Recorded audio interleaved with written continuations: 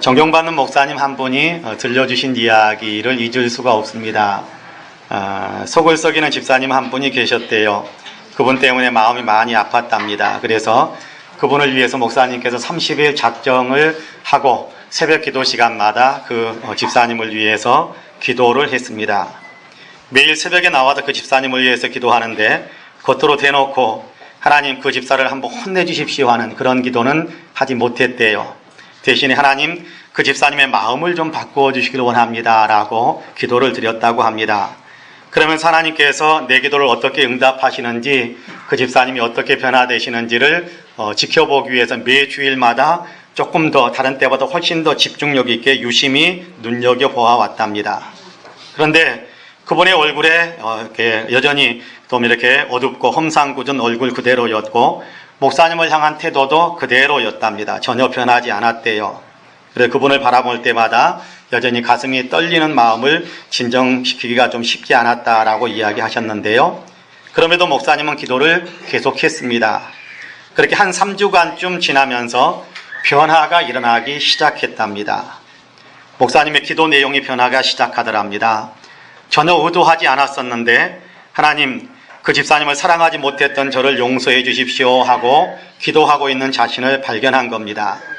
어느 날 새벽에는 기도하는데 눈물이 쏟아지면서 기도가 나오더라는 거예요. 그러면 하나님 저를 변화시켜 주십시오. 제가 잘못했습니다. 라는 그런 기도를 드리게 되었답니다. 그리고 난 후에 맞이한 주일 그 아침에 그 집사님이 너무나 달라 보이더라는 겁니다.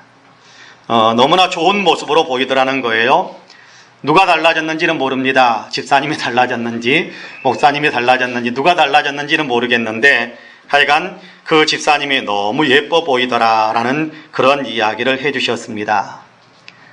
새날이 시작되었다라는 사실을 언제 알 수 있느냐라는 그 질문에 어떤 현자가 곁에 있는 사람이 형제로 보일 때 새날은 시작되는 것이다 라고 답을 해주었다고 합니다. 다시 말해서 곁에 있는 사람이 사랑스럽게 보일 때 새날은 시작되는 것이다. 그런 이야기거든요. 그렇습니다.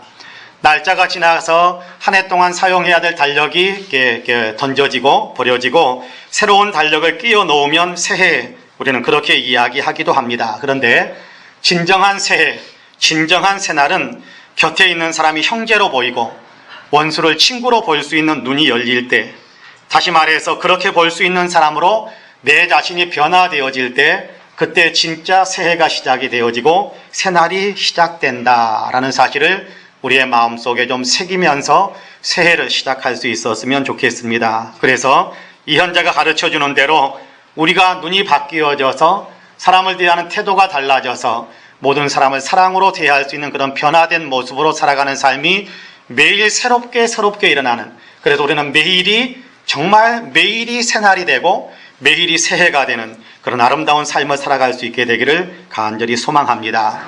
새해 첫 주일에 주님은 우리에게 로마서 12장 11절 말씀을 함께 읽게 하십니다.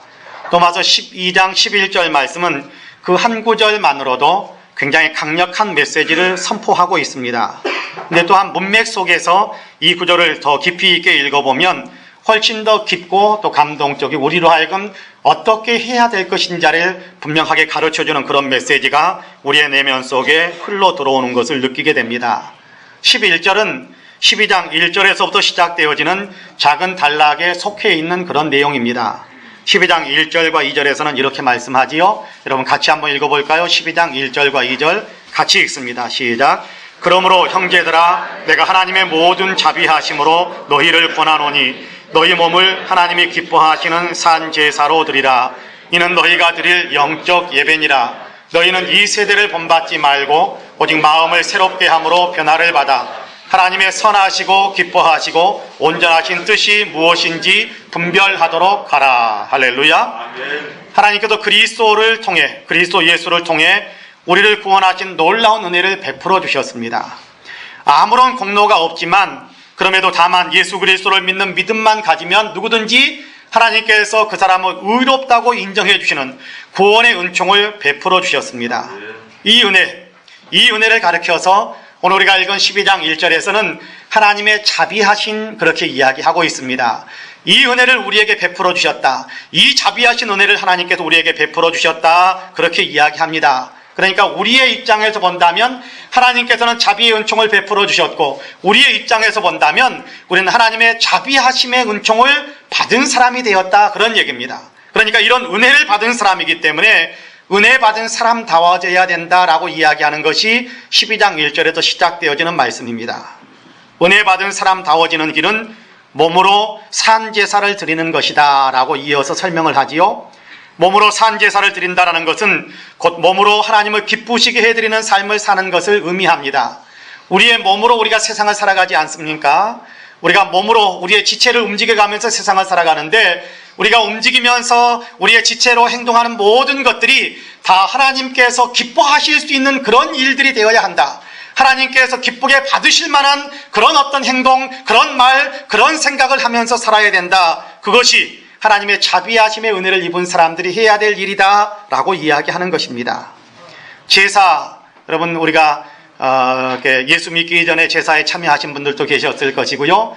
또 지금도 우리 주변에는 제사 드리는 사람들이 많이 있지 않습니까? 자, 우리의 조상 신을 섬긴다 해서 제사 드리는 것, 구약 성경에서 제사는 그런 것이 아닙니다만은 하나님을 섬기는 제사를 드리는 것, 그 제사라는 말이 오늘 우리의 식으로 표현된다면 예배라는 말로 사용이 되어지는데, 여러분 제사를 드리거나 예배를 드릴 때면 우리가 그냥 일상의 삶을 살았던 그 생각, 그 마음가짐, 그 몸가짐으로 그대로 임하지는 않습니다. 제사를 드리거나 우리가 예배를 드릴 때면 우리가 뭔가 좀 더 거룩해지고 경건해지고 옷깃을 여미는 겸허한 그런 마음으로 제사에 참여하게 되고, 그리고 우리가 예배에 참여하게 되지 않습니까? 우리의 일상의 삶을 하나님 앞에서 이런 마음가짐으로, 이런 삶의 태도를 가지고 그렇게 살아가야 된다. 하나님 앞에서 그렇게 살아가야 된다라고 이야기하는 것이 너희의 몸을 산제사로 드리라, 그런 얘기입니다. 그러기 위해서는 우리의 마음가짐을 좀 새롭게 해야 될 필요가 있겠지요. 지금까지 살던 것과는 조금 다른 마음이 필요합니다. 지금까지는 세상의 가치에 따라서 세상 사람들처럼 똑같은 야망을 품고 살아왔다고 하더라도 이제는 그 마음을 새롭게 변화시켜야 한다라는 얘기입니다. 마음을 새롭게 해서, 내 마음가짐을 새롭게 해서 내 삶의 내용을 변화시켜서 이제는 삶의 목표와 방향을 하나님께서 기뻐하실 수 있는 것에 맞추면서 살아가는 것이 필요하다, 그렇게 이야기하는 겁니다. 왜요? 하나님의 자비하신 은혜를 받았으니까. 우리를 향하신 하나님의 마음이 여기에 나타나 있습니다. 마음을 새롭게 함으로 변화를 받아 하나님께서 기쁘게 여기시고 선하게 여기시고 온전하게 여기시는 것이 무엇인지를 생각하고 거기에 맞춰서 분별하고 그걸 쫓아서 생활해가는 그런 삶을 살아가라, 그 길을 걸어가라. 그것이 은혜 받은 사람이 살아야 될 삶의 모습이다라고 이야기하는 겁니다. 그리고 이어지는 3절 이하의 말씀에서는 우리가 마음을 어떤 방향으로 새롭게 변화시켜가야 할 것인가에 대한 말씀을 구체적으로 조금씩 더 세밀하게 우리의 삶에 적용할 수 있는 내용들을 이야기하기 시작합니다. 그 가운데 하나가 마음의 경계선을 지켜야 된다. 마음이 넘어가야 될 것, 넘어가서는 안 될 것에 대한, 마치 선악과를 따먹었기 말아야 된다라고 주님께서 그 마음의 경계를 지을 때 선악과에 마음을 두면 안 되는 것처럼, 우리가 우리의 마음을 넘어서서는 안 되는 그런 경계선을 넘어가서는 안 된다라는 것을 이야기하고요. 또 한편으로는 사랑하는 마음으로, 우리가 다른 사람을 사랑하는 마음으로 변화되어야 한다라고 말씀을 합니다. 마음을 새롭게 하여 변화된 삶을 살아야 할 것에 대해 말씀하는 가운데 오늘 우리가 읽은 로마서 12장 11절 말씀도 포함되어져 있습니다. 11절 말씀을 다시 한번 같이 읽어볼까요? 11절 말씀 같이 읽습니다. 시작. 부지런하여 게으르지 말고 열심을 품고 주를 섬기라. 할렐루야. 자, 이제 하나님의 자비하신 은총을 받았으니까 주님을 섬기는 사람이 되되, 주님을 섬기되 부지런히 섬기고, 주님을 섬기는데 게을러지지 말고, 주님을 섬기는 데 있어서 열심을 품고 섬겨라. 그런 변화된 삶이 우리에게 있어야 된다라고 말씀하시는 겁니다. 우리의 마음을 이쪽으로 새롭게 변화시켜 가야 한다. 우리의 삶을 이 방향으로 새롭게 전진시켜 가야 된다, 그런 얘기입니다.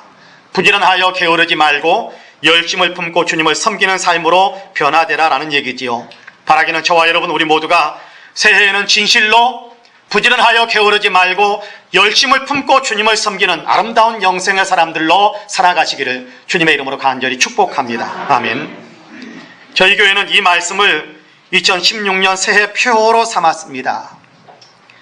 열심을 품고 주님을 섬기자. 이것이 올해 우리 교회의 표어입니다.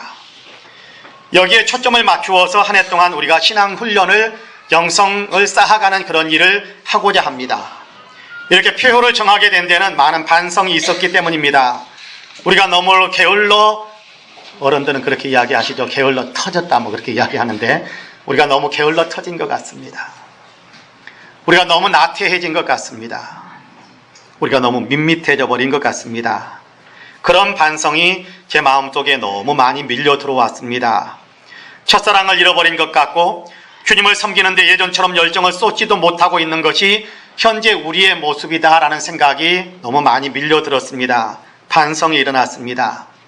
요한계시록 3장에서 말씀하는 라오디게아 교회에게 하시는 주님의 말씀, 내가 차지도 아니하고 뜨겁지도 아니하도다. 내가 차든지 뜨겁든지 하기를 원하노라. 내가 이같이 미지근하여 뜨겁지도 아니하고 차지도 아니하니 내 입에서 너를 토하여 버리리라 라는 이 말씀이 어쩌면 우리를 향하신 주님의 마음이지 않을까라는 두려운 마음이 들었습니다. 이대로 이런 식의 믿음 생활은 바람직하지 않다라는 것이지요. 그래서 새해에는 우리 모두가 열심을 품고 주님을 섬기는 열정적인 영성을 회복하자라는 그런 뜻에서 이 표어를 세우게 된 것입니다. 올해는 우리의 표어대로 열심을 품고 주님을 섬기는 열정적인 영성의 사람들이 되시기를 간절히 소망합니다. 여기 열심을 품는다라는 말을 깊이 살펴보면 매우 중요한 진리가 담겨 있는 것을 보게 됩니다. 열심을 품는다라는 말에는 성령으로 뜨거워진다라는 그런 의미가 담겨져 있거든요. 성령으로 뜨거워진 마음으로 주님을 섬긴다라는 그런 의미가 있습니다. 열심을 품는다라는 말을 헬라어 원어로 이렇게 읽어보면 영으로 타오른다라는 그런 뜻이 있습니다. 영으로 타올라 그런 의미가 있습니다. 등불이 활활 타오른다라는 그런 의미일 수도 있겠습니다만은 사실은 등불이 이렇게 빛을 비추는 것처럼 활활 이렇게 타오르는 그것을 이야기하는 것이 아니라 마치 물이 펄펄 끓어 넘치는 주전자를 묘사하는 듯한 그런 의미가 헬라 원어 속에 담겨져 있는 것을 봅니다. 물이 팔팔 끓는 주전자. 여러분 그러면 어떻게 됩니까? 주전자가 물이 팔팔 끓으면 어떻게 돼요? 막 뚜껑이 들썩거리기 시작하고 김이 그냥 씩 하고 나오기 시작하고 주전자가 가만히 있지 못하잖아요. 끓고 있다라는 것이 뭔가 표가 나지 않습니까? 그런 어떤 내면 속에 끓어오르는 힘이 활활 막 팔팔 끓어오르는 힘이 있는 겁니다. 열심을 품고 주님을 섬긴다라는 것은 바로 그런 겁니다. 내면에서부터 솟구쳐 오르는, 내면에서 팔팔 끓어오르는 그런 뜨거운 열정으로 내가 어떻게 가만히 있을 수가 없는 그 뜨거운 열정으로 주님을 섬기는 데 앞장서고 열심을 내는 그것을 가리켜서 열심을 품고 주님을 섬기는 것이다. 그렇게 이야기합니다. 열심을 품고 주님을 섬긴다는 것은 이처럼 우리의 내면에서 거룩한 영으로 팔팔 끓어오르는 그런 열정으로 주님을 섬기는 것을 의미합니다. 겉으로 드러난 어떤 행동에 초점을 맞추고 있는 것이 아닙니다. 내면에서 솟아나는 뜨겁고 열정적인 힘에 초점을 맞추고 있는 것이 주님을 섬기는 바람직한 삶의 태도에 대한 얘기를 하고 있는 겁니다. 그러니까 다른 사람들에게 통제되어 어쩔 수 없이 하고 있는 외적인 행동을 말하는 것이 아니라 속에서부터 솟아나는 자원하는 마음으로 아름다운 열정으로 주님을 섬기는 것을 가리켜서 열심을 품고 주님을 섬긴다라고 이야기하는 겁니다. 저는 우리 성도님들께는 최소한 이 마음이 저는 있다고 저는 분명히 믿습니다. 주님을 향해 이런 열정을 품고 주님을 섬기고 싶은 마음은 우리 성도님들 다 계시고 있다고 저는 분명히 믿습니다. 그런 마음이 없으신가 봅니다. 그런 마음이 다 있으시기를 주님의 이름으로 축복합니다. 저는 그런 마음은 다 가지고 계실 거라고 생각해요. 열심을 지금 굉장한 열정을 우리가 불사르고 있든지 아니면 열정의 불이 전혀 타오르지 않고 있든지 간에 예수 그리스도를 믿는 믿음의 사람들 마음속에는 누구든지 다 열심히 믿어야 하는데 라는 마음은 누구에게나 다 있을 거라고 생각합니다. 우리 성도님들 가운데서는 한 분도 주님을 섬기는데 열심을 내고 싶지 않으신 분들은 안 계실 거라고 생각합니다. 아니 난 열심히 안 될 거야. 나 안 열심으로 믿지 않을 거야. 아마 그런 마음을 갖고 계시는 분은 한 분도 없을 거라고 생각해요. 적당히 믿지 뭐 대충 믿지 그냥 믿는 신용만 하지 아니면 믿는 사람들의 명단에 이름만 걸어두지 아마 그런 마음으로 신앙생활 하시는 분은 한 분도 안 계신다고 생각합니다. 주님 섬기는 것을 귀찮게 여기며 어떻게 해서든지 빠져 피해보려는 마음을 품고 계신 분은 안 계실 거라고 저는 분명히 확신합니다. 틀림없이 내가 지금 열심을 내고 있든지 못 내고 있든지 간에 틀림없이 열심히 주님을 섬기고 싶다라는 마음의 소원은 갖고 계실 거라고 저는 분명히 믿습니다. 그런데 마음은 원인데 이상하게도 열심히 잘 일어나지 않는다라는 것이 문제입니다. 그렇지 않습니까? 마음은 좀 열심을 품고 싶은데 이상하게 열심을 내고 싶어도 열심의 불이 잘 붙지 않는다라는 것이 문제지요. 열심히 주님을 섬기고 싶은 마음은 있는데 도대체가 마음에 불이 일어나질 않는다라는 것이 우리에게 장애물이 될 때가 참 많습니다. 그러다 보니까 어느 때는 열심에 대한 생각까지 사그러들어서 이제 뭐 그냥 그럭저럭 그냥 주저앉아 있는 그런 어떤 삶의 경험들이, 그런 영성의 경험들이 아마 한두 번쯤은 다 누구에게나 있을 거라고 생각을 해봅니다. 왜 그러는 것일까요? 왜 마음으로는 열심을 내고 싶은데도 실제로는 열심을 내지 못하는 이유가 어디에 있는 것일까요? 이유가 뭘까요? 어떻게 해야 될까요? 주님은 우리에게 자비의 은총을 받은 사람이라면 누구든지 열심을 품고 주님을 섬기는 사람이 되어야 한다라고 이야기하는데 우리도 그렇게 하고 싶은데 왜 열심의 불이 일어나지 못하는 것일까요? 세계적으로 유명한 전도자였던 무디 목사님이 구두 수성공을 하고 있을 때 전도를 받았었다고 합니다. 그래서 예수님을 믿게 되었는데 예수님을 알게 되자, 예수님을 믿는 믿음을 갖게 되자 그는 자신의 믿음이 더 커지기를 소망을 했습니다. 그래서 날마다 하나님께 엎드려서 큰 믿음을 달라고 기도했습니다. 큰 믿음 달라고 기도했습니다. 기도를 많이 했습니다. 근데 아무리 기도를 해도 믿음이 안 생기더라는 거예요. 그런 믿음이 어느 날 마치 하늘에서부터 번개같이 뚝 떨어지는 것처럼 그렇게 믿음이 내게 임하는 것으로 생각을 했었는데 아무리 기도하며 기다려도 믿음이 그렇게 하늘에서 뚝 떨어져서 자기 마음속에 들어오지 않더라는 겁니다. 그러던 어느 날 그는 로마서 10장 17절에서 믿음은 들음에서 나며 들음은 그리스도 예수의 말씀으로 말미암는다라는 말씀을 읽으면서 강한 감동을 받습니다. 사실 성경은 읽지 않고 기도만 했기 때문에 믿음이 안 생겼구나라는 사실을 깨달은 겁니다. 그래서 그 후 무디는 부지런히 성경을 읽기 시작했고 그 말씀을 마음에 새기기 시작했습니다. 그러는 동안에 그의 내면에서 믿음이 쑥쑥 자라나서 그는 세계를 움직이는 위대한 사역자로 그렇게 주님의 영광을 드러내며 주님을 섬길 수 있었다라고 간증합니다. 무디의 이 간증에 열심에 관한 해답도 담겨 있다고 저는 생각을 합니다.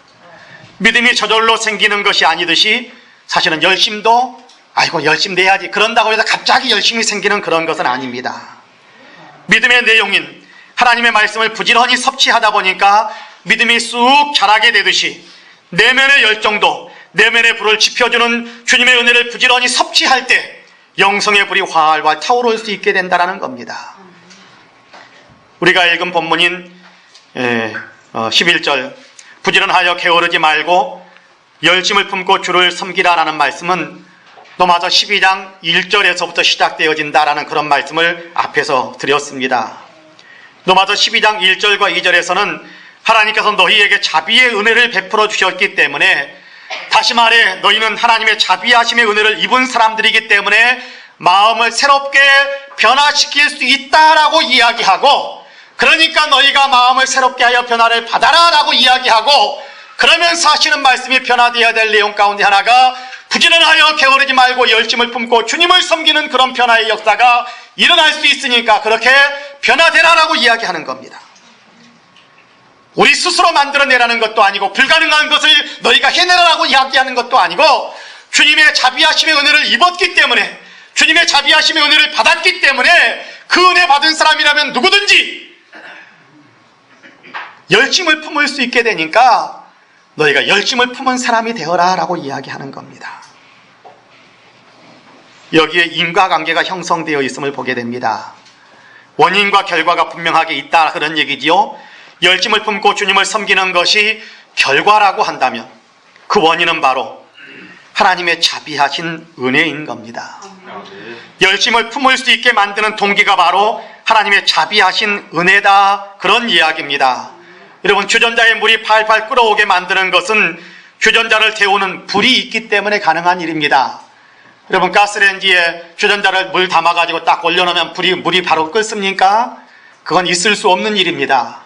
그 가스불에 불을 당겨야, 그래야 주전자가 서서히 데워지고 물이 팔팔 끓어오르게 되는 것 아니겠습니까? 마찬가지입니다. 우리의 내면을 팔팔 끓어오르도록 데우는 것은 하나님의 자비하신 은혜입니다. 우리를 사랑하시는 주님의 은혜가 우리의 내면을 뜨겁게 만들어 주실 수 있다는 거지요. 우리의 마음에 열심의 뜨거움이 끓어오르기 위해서는 우리 마음에 하나님의 자비하신 은혜가 밀려 들어오게 만들어야 하는 겁니다. 하나님께서 나에게 이런 은혜를 베풀어 주셔서 하나님께서 어떤 은혜를 내게 베풀어 주셨는지를 우리가 자주 생각해야 된다는 거예요. 가스불이 주전자를 데워주는 것처럼 하나님께서 우리에게 이런 은혜를 베풀어 주셨다는 받은 은혜에 대한 생각이 우리의 내면을 끌어오를 수 있게 만들어준다는 겁니다. 그렇기 때문에 하나님께서 우리에게 베푸신 그 은혜를 자주 생각해야 돼요. 불이 주전자를 데우는 것처럼 은혜를 자꾸만 생각할 때 그 은혜 받은 생각이 우리의 내면을 뜨겁게 끌어오를 수 있게 만드는 겁니다. 주님의 은혜 한 번도 생각하지 않으면 우리의 내면에 붙어있는 불도 식어지게 되어 있어요. 주님께서 우리에게 어떤 은혜를 베풀어 주셨는지 한 번도 생각하지 않으면 뜨겁게 활활 타오르고 있었던 불도, 우리의 내면 속에 있는 불도 다 식어지고 다 꺼져가게 되어 있는 겁니다. 하나님의 자비하신 은혜를 받았기 때문에 그 은혜를 날마다 생각하고 그 은혜 받았다는 사실을 자꾸만 생각하고 기억하고 받은 은혜를 자꾸만 내 영혼에게 내가 이야기해 줄 때 거기에서 내 내면에 뜨거운 불이 일어나기 시작하는 겁니다. 뜨거운 불이 나기 시작합니다. 하나님께서 어떤 은혜를 베풀어 주셨습니까? 죽어있던 우리를 살리기 위해 독생자 예수 그리스도를 보내주셨죠. 예수님께서 어떤 은혜를 우리에게 베풀어 주셨습니까? 죽은 나를 살리기 위해 자기의 생명을 십자가에 내어주시면서 우리를 살려주시는 그 은혜와 사랑을 베풀어 주셨지 않습니까? 그 은혜를 한번 생각해 보세요. 그 은혜를 정말 내 영혼에 적용시키듯이 내게 이야기해 주는 겁니다. 너는 하나님의 사랑을 받은 존재야.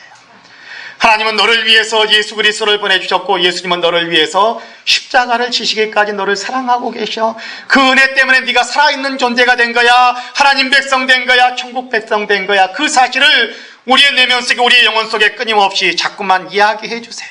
이야기해 주세요. 그것이 가스불이 될 겁니다. 그것이 우리의 영혼을 데우는 불이 될 것입니다. 그러면 우리 안에 영혼의 뜨거운 열기가 솟구쳐 오르기 시작하게 될 것입니다. 그렇습니다.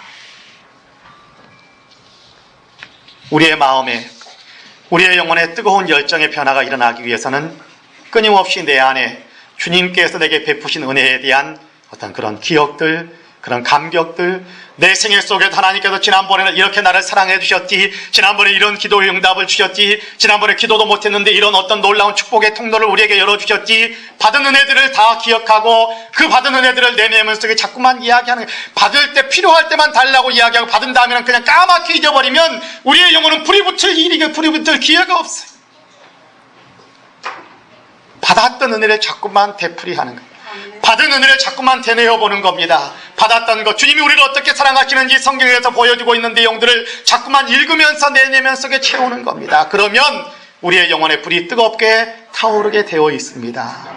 은혜를 생각하면, 받은 은혜를 생각하면 우리의 영혼의 불이 붙게 되어 있습니다. 그렇기 때문에 하나님께서 변화를 받으라라고 이야기하는 것이지, 자비한 은혜를 받았기 때문에, 자비의 은총을 받았기 때문에 변화되라라고 이야기하는 것이지, 가만히 있으면서 네 스스로 변화의 불길을 일으켜봐라, 그런 것이 아니란 말이에요. 해보세요. 될까라고 생각하지 마시고 하나님께서 말씀하시는 거니까 그대로 한번 삶 속에서 실천해 보시기를 바랍니다. 하나님이 나를 이렇게 사랑하셔. 하나님이 나를 이렇게 사랑하셔. 하나님이 나를 이렇게 사랑해 주셨어. 하나님 지금도 나를 이렇게 사랑하셔. 이 사실을 늘 내 영혼에게 이야기해 주세요. 그러면 불이 붙게 되어 있습니다. 이 사랑의 은혜를 늘 생각하면서 사도 바울은 고린도후서 5장에서 이런 고백을 합니다. 그리스도의 사랑이 우리를 강권하시는도다. 우리가 생각하건대 한 사람이 모든 사람을 대신하여 죽었은즉 모든 사람이 죽은 것이라. 예수님에 대한 얘기를 하죠. 그가 모든 사람을 대신하여 죽으심은 살아있는 자들로 하여금 다시는 그들 자신을 위하여 살지 않고 오직 그들을 대신하여 죽었다가 다시 살아나신 이를 위하여 살게 하려 함이라 라고 이야기합니다. 주님께서 내게 베푸신 그 사랑을 생각하니까 내 마음에 역동성이 일어나더라는 거예요. 그 사랑이 나를 강권하더라, 나를 움직이게 만들더라. 어떻게요? 주님께서 나를 사랑하셔서 나를 위해 죽으신 것처럼 나도 주님을 위해서 살아야지라는 그런 마음에 뜨거운 열정이 일어나게 만들더라. 그 사랑이 나를 감동시키더라, 강권한다. 그렇게 이야기하고 있는 겁니다. 그렇습니다. 그리스도의 사랑은, 우리 안에 부어지는 그리스도의 사랑은 우리의 마음에 놀라운 감동을 일으키기에 충분합니다. 내가 노력해서 열정에 불이 붙는 것이 아니라 그리스도의 사랑이 우리의 심령 속에 부어지면, 우리 그리스도의 사랑이 내게 부어진 그 그리스도의 사랑을 내가 정말 내 영혼 속에, 내 삶 속에 적용시키면서 회고하고 기억하고 이해하게 하기 시작하면 우리 안에도 불이 붙습니다. 할렐루야. 영국의 케임브리지 대학의 C.T. 스터드라는 학생에 대한 얘기를 제가 예전에 드렸었습니다. 그는 학교에서 성적으로 전체의 수석을 달리는 우수한 학생이었습니다.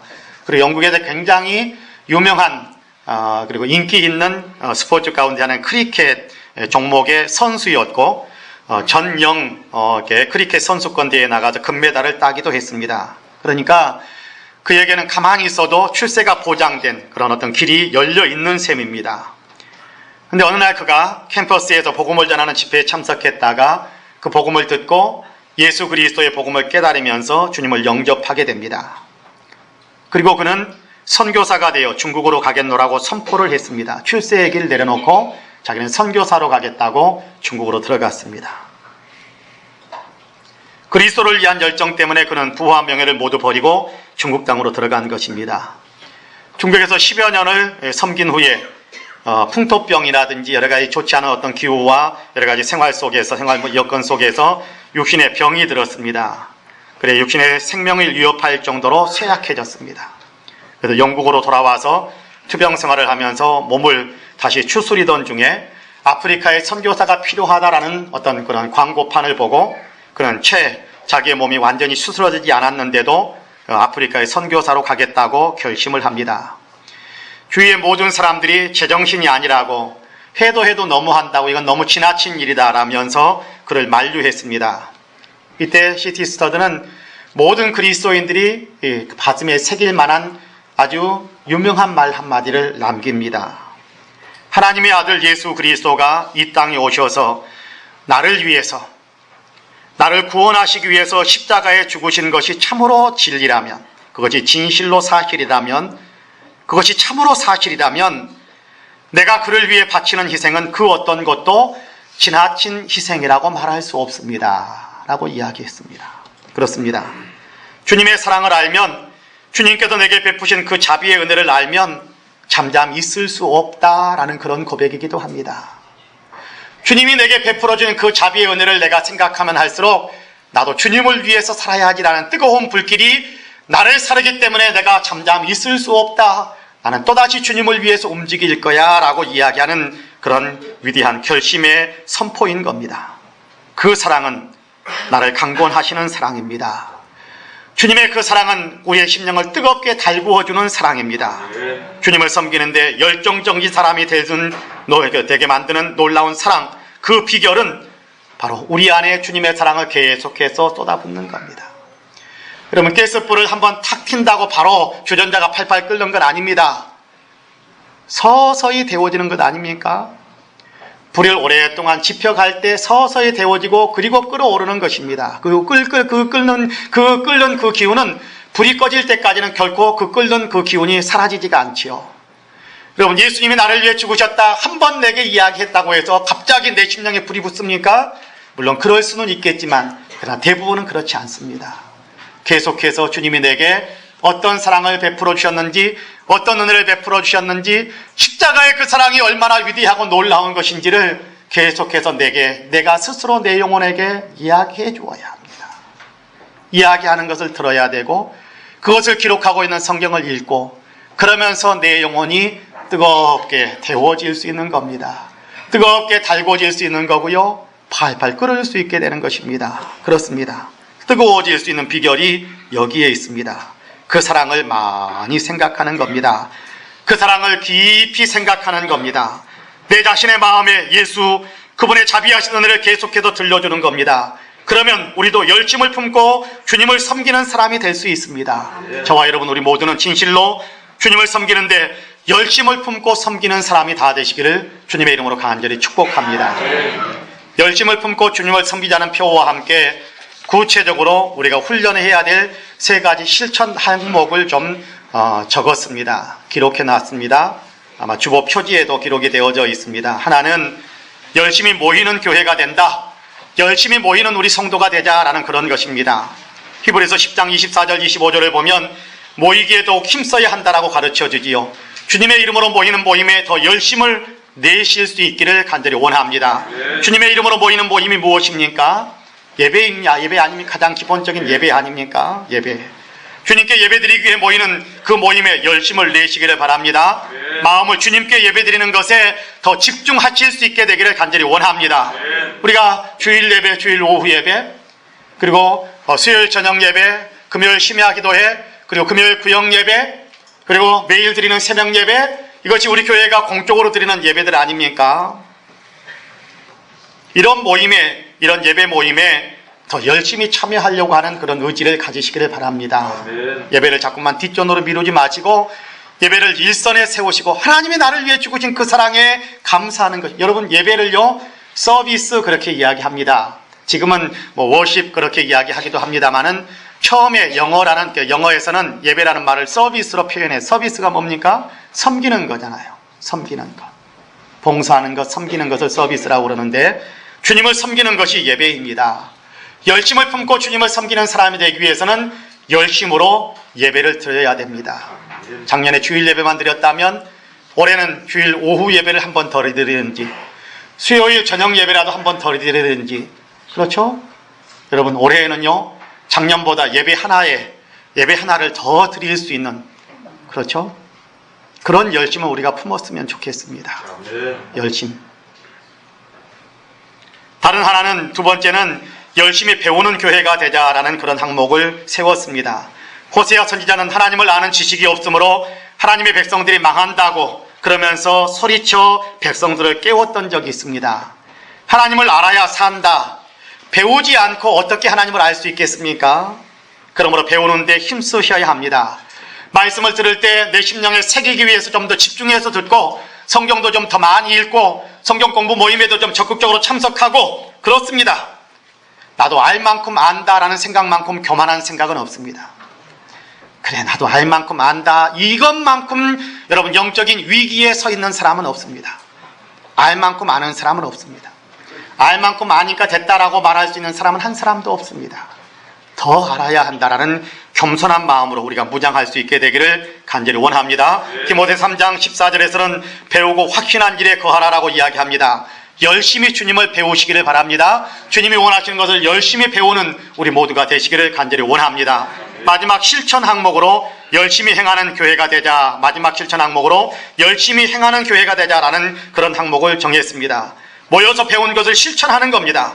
내 삶에 구체적으로 적용하는 거지요. 내 삶을 말씀에 맞추어서 나를 변화시켜가는 겁니다. 야고보 장로는 행함이 없는 믿음은 죽은 것이다 라고 이야기하지 않습니까? 믿음은 행함으로 입증된다라고 이야기하고 있습니다. 그렇습니다. 듣기만 하고 그쳐버린다면 진짜 믿음이 아니라는 것이지요. 그냥 마저 좋은 말씀이야, 아이고 그래 은혜로운 말씀이야 그러면서 듣고 그쳐버리고 동의하는 것으로 그쳐버린다면 진짜 믿음과 연결되는 것은 아닙니다.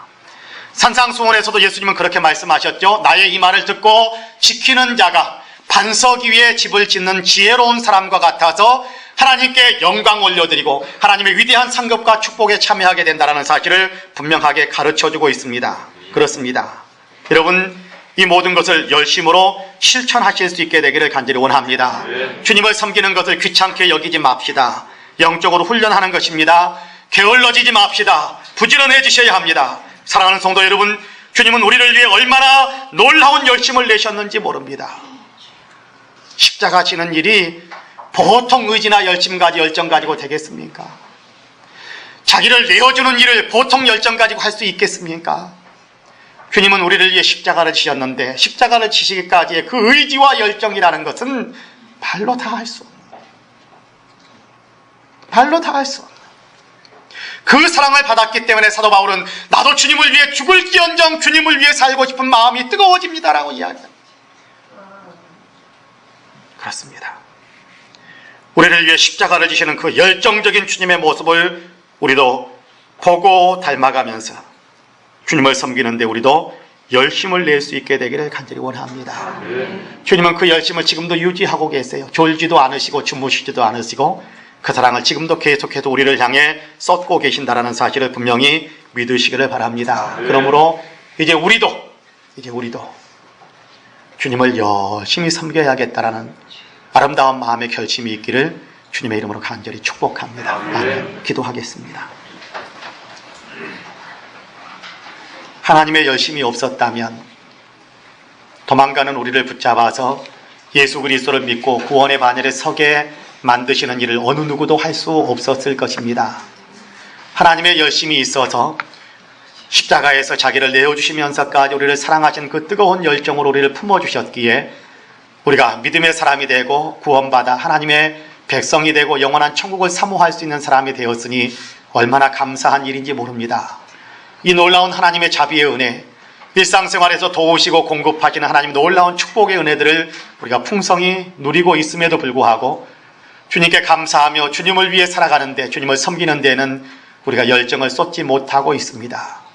주여 우리를 용서해 주옵시고 이제 들은 말씀대로 하나님의 그 놀라운 은혜의 사랑의 기억들을, 하나님의 그 놀라운 자비의 은총들을 계속해서 우리가 기억하고 생각하게 하시사 이제 우리도 주님을 열심히 섬기는 그 아름다운 믿음의 영적 거장들로 성장하는 그 길을 힘차게 달려갈 수 있도록 도와주옵소서. 예수님의 이름으로 기도합니다. 아멘.